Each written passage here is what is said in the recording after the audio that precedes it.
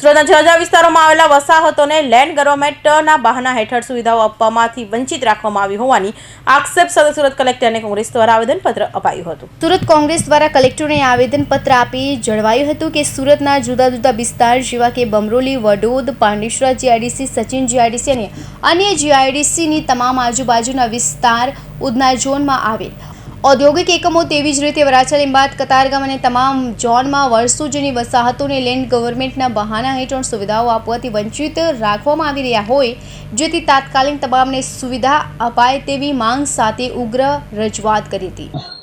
સુરત શહેર કોંગ્રેસ સમિતિના પૂર્વ પ્રમુખ ધનસુખ રાજપૂત આજે સુરત શહેરની આજુબાજુમાં જે ઇન્ડસ્ટ્રીયલ વસાહતોમાં જે ગરીબ માણસો વસવાટ કરે છે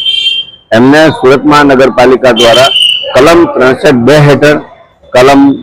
205 હેઠળ અને જે વસાહતી છે અને ટીપી સ્કીમમાં જે રિઝર્વેશનો મૂકેલા તેવી રિઝર્વેશનમાંથી મુક્તિ આપીને તમામ સુવિધાઓ આપવામાં આવેલી, એમાં હવે જ્યારે નવેસરથી રજૂઆત કરવા જાય છે ત્યારે એ લોકોને એમ કહેવામાં આવે છે કે તમારી જગ્યા લેન્ડ ગવર્મેન્ટમાં છે। એને કારણે એ લોકોના જીવ અધર થઈ ગયા છે। કોર્પોરેશનવાળા કલેક્ટરશ્રીને લેટર લખે છે, અહીંયાથી જવાબ જતા નથી, લોકો ગભરાયા છે અને એ લોકોને સુવિધાથી વંચિત રહ્યા છે। એ બાબતનું ધ્યાન દોરવા માટે કલેક્ટરશ્રીને રજૂઆત કરવા આવે છે કે આટલી સુવિધાઓ આટલા કાયદાઓ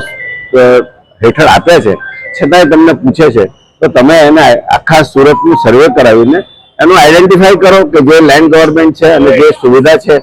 તે આપેલી છે એ બધીની તપાસ કરીને એ લોકોને લેન્ડ ગવર્મેન્ટમાંથી મુક્તિ આપો। એના માટે જે કંઈ બી તમારે કાયદાકીય કાર્યવાહી કરવી હોય તે કરો। એને જે દંડની સુવિધા હોય તો દંડની સુવિધા કરીને એ લોકોને